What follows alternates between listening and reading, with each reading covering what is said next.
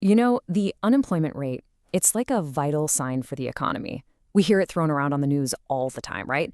But the thing is, this number, as crucial as it is really, really misunderstood. So let's dive in and pull back the curtain on what's actually behind that headline. Okay, so picture this. You turn on the news and you hear, the unemployment rate is 4%. What's your gut reaction? Is that good? Bad? Kind of just okay? Well, the real question isn't just about the number itself. It's about what it's actually measuring. Who gets counted in that 4%?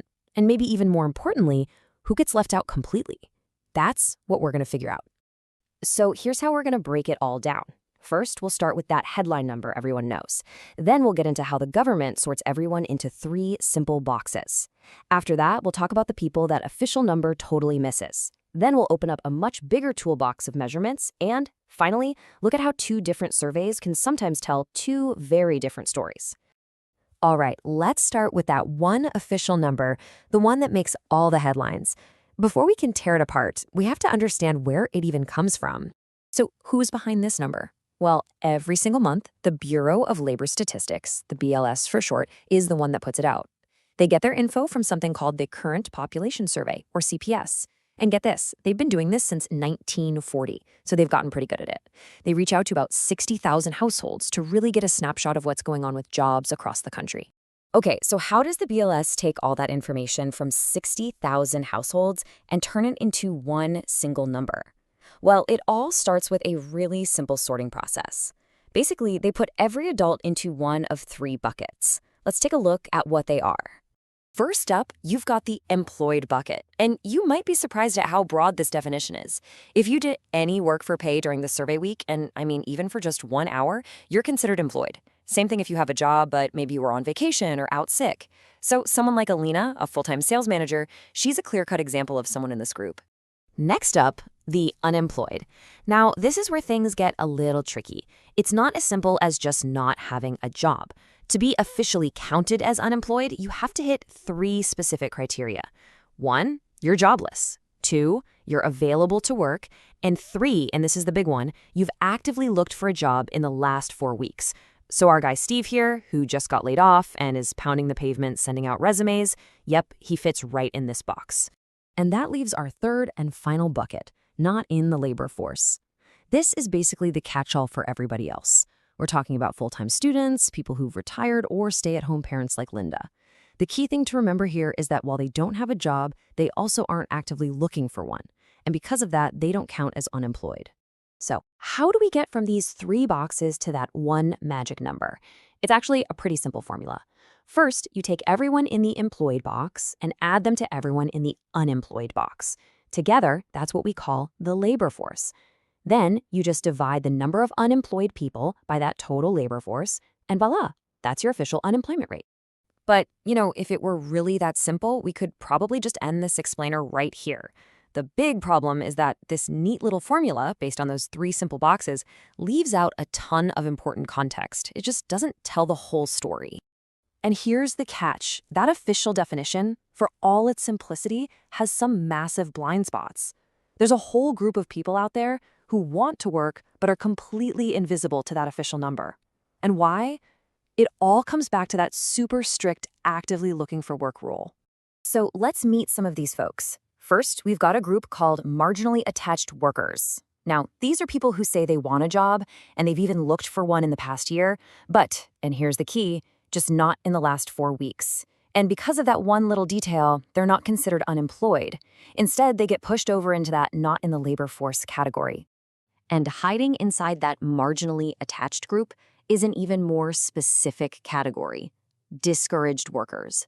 These aren't people who just got busy and stopped looking. They've given up for a very specific reason. They've become totally convinced that there are no jobs out there for them.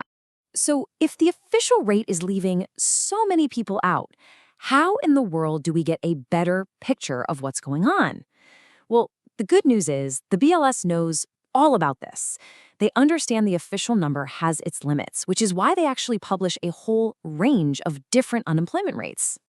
That's right. The number you hear on the news every month, that's actually just one of 6 different rates. They're all labeled U1 through U6, and each one tells a slightly different part of the story about the job market. Take a look at this. You can see our old friend U3 sitting right there in the middle. That's the official rate we've been talking about. It's the headline number because it's a good middle-of-the-road measure. But check out the others. U1 at the very top is super narrow. It only counts people who've been out of work for a long, long time. And as you go down the list, the definitions get broader and broader, pulling in more and more people. You know, the easiest way to think about it is in two groups. On one hand, you have your narrow measures, like U1 and U2, which really focus in on specific situations, like long-term unemployment. And on the other hand, you have the broad measures, U4 through U6, which start pulling back in all those people we just talked about, the discouraged workers, the marginally attached, and then some. And that brings us to the big one, U6. This is the broadest, most inclusive measure of them all. It starts with the official unemployed, then it adds in all the marginally attached and discouraged workers, and then it adds one more really important group, people who are stuck working part-time but really want a full-time job. It's often called the best measure of labor underutilization, which is just a fancy way of saying how much of our available workforce is being wasted. All right, hang in there. We've got one last twist in this story. To get a really complete picture of the job market, the government doesn't just use one survey. It actually uses two, and sometimes they can tell slightly different stories. The unemployment rate we've been talking about this whole time, that comes from the household survey, the CPS. But I'm sure you've heard another big number on the news every month, the jobs added number. Well, that comes from a completely different survey called the payroll survey, or the CES. And what's wild is that these two surveys are asking fundamentally different questions. Think of it like this. The household survey calls up people like you and me and asks, hey, are you working? But the payroll survey calls up businesses and asks, how many people do you have on your payroll? They're both looking at the same economy, but from two completely different points of view. And here it is, the absolute key difference, the reason the numbers sometimes look like they disagree. The household survey counts people. If you're working two jobs to make ends meet, you still only count as one employed person. But the payroll survey, it counts jobs. So in that survey, you get counted twice. That one single difference explains so much of the confusion we see in the headlines every month. So the next time you hear that the unemployment rate is some percentage or that a certain number of jobs were created, you'll know that's just the tip of the iceberg. You'll know about the 3 boxes, you'll know about the people who get left out, the 6 different U rates, and the 2 surveys that sometimes seem to be telling 2 different stories. So I'll leave you with this thought. Now that you know what's really behind the headlines, which numbers will you look to for the real story of the economy?